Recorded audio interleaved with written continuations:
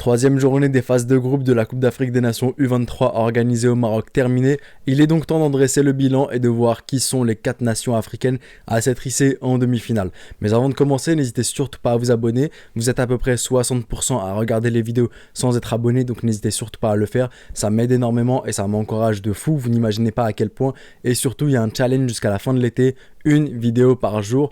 Donc pour ne rien rater et pour me soutenir un maximum, c'est gratuit, donc n'hésitez pas à vous abonner et à activer la cloche si ce n'est pas encore fait, et on entame le sujet de la vidéo. Le premier groupe, le groupe A, était composé du pays organisateur, le Maroc, les Lions de l'Atlas, ensuite de la Guinée, du Ghana et du Congo. Le Maroc a terminé premier de ce groupe-là, 3 matchs joués, 3 victoires, donc 9 points. La seule équipe d'ailleurs à avoir fait 9 points, la seule équipe à avoir remporté tous ces matchs, 0 défaite forcément, 0 match nul, 8 buts inscrits pour le Maroc, c'est la nation aussi à avoir inscrit le plus de buts lors de cette compétition et 2 buts encaissés. Le Maroc avait joué son premier match contre la Guinée, un match qui avait été assez compliqué pour le Maroc, un dispositif tactique qui n'était pas le meilleur avec lequel le Maroc a entamé le match, puis ensuite ils ont changé à la mi-temps vers la 50e minute, on a vu un tout nouveau visage du Maroc, le Maroc a reculé au score, le Maroc a ensuite battu la Guinée sur le score de 2-1 et ensuite face au Ghana ça a été un tarif comme pas possible, 5-1, le Maroc a trouvé la recette magique on peut le dire,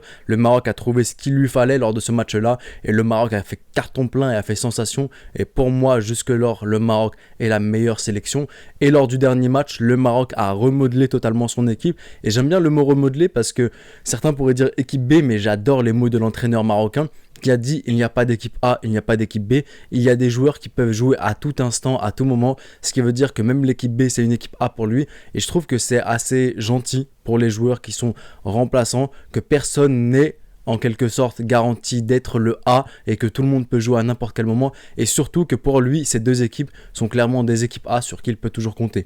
Alors oui, dans le langage courant, on appelle ça une équipe B, mais c'est vrai que dit comme il l'a dit, c'est bien plus beau et bien plus encourageant pour ses joueurs. Donc franchement, le Maroc, vraiment la meilleure équipe pour moi, l'équipe qui joue à domicile, mais au-delà du fait de jouer à domicile devant ses propres supporters, ce que le Maroc a montré et l'évolution de cette équipe-là, elle est juste impressionnante. Et la deuxième équipe de ce groupe A à se hisser en demi-finale aux côtés du Maroc, c'est les Sili National de Guinée, c'est la Guinée, avec un total de 3 matchs joués, une victoire, un match nul, une défaite, 5 buts marqués, 4 buts encaissés, plus 1 de différence et un total de 4 points pour la victoire et le match nul.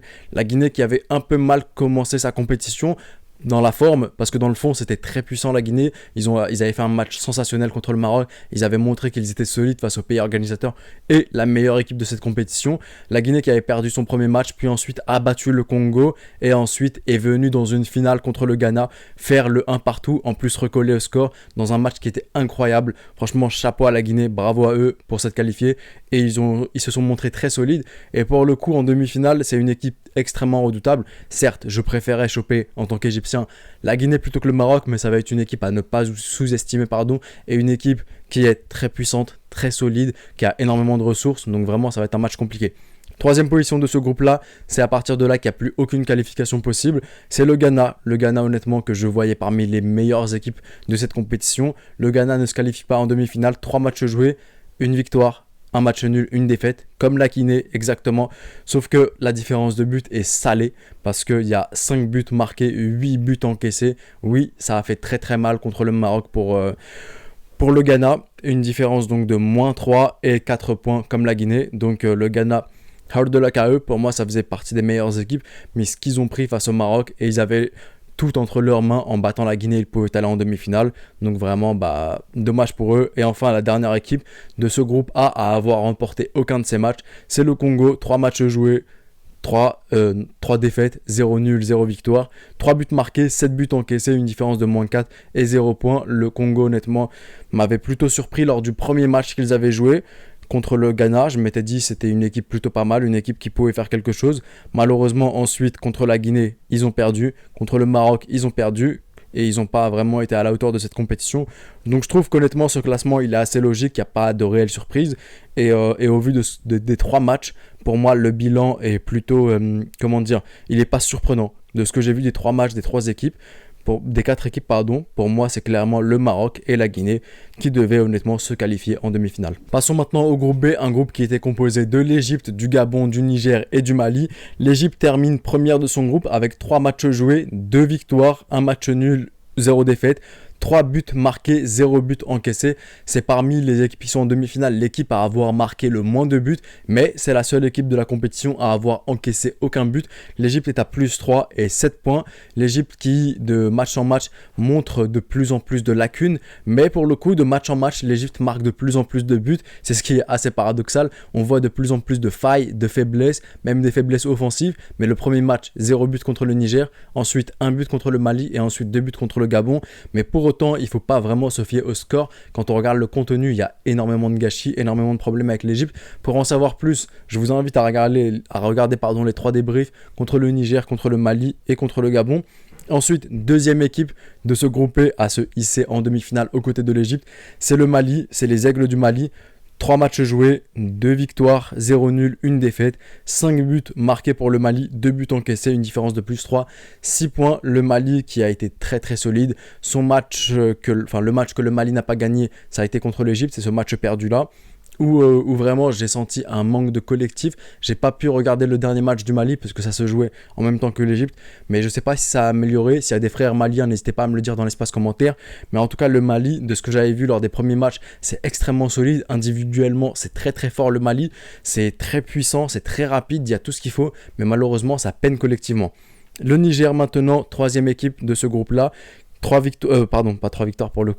matchs joués pour le Niger, 1 victoire, 1 match nul, 1 défaite, 1 but marqué, 2 buts encaissés, moins 1, 4 points. Le Niger qui avait été très solide honnêtement contre l'Égypte, ils avaient fait leur match nul, ils avaient bien joué. Contre le Gabon, ils avaient remporté leur match, mais malheureusement, je pense que dans une finale qui opposait le Niger au Mali, c'est le Mali qui a été meilleur et qui a été pour le coup, je pense, bien plus solide et qui a eu les épaules plus solides. Et enfin le Gabon, à l'instar du Congo dans le groupe A, le Gabon a joué 3 matchs, 0 victoire, 0 match nul, 3 défaites.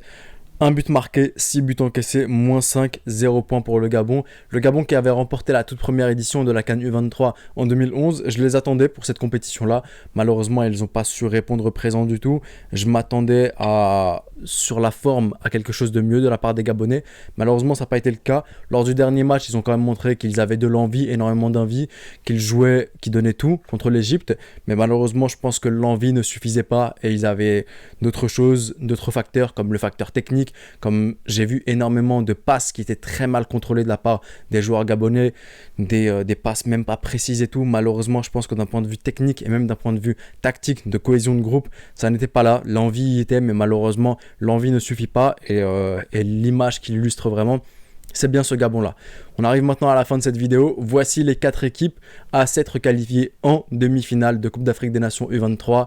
Le Maroc, le pays organisateur, la Guinée, l'Égypte ainsi que le Mali. Dites-moi vous ce que vous en avez pensé de ce bilan des phases de groupe à l'issue de la première, de la deuxième et de la troisième journée. Est-ce que vous avez des surprises? Est-ce qu'il y a des équipes que vous attendez en demi-finale ou même des équipes qui vous ont clairement déçu? Je me ferai un plaisir de tous vous lire. C'était le petit pharaon, prenez soin de vous et de vos proches et je vous dis...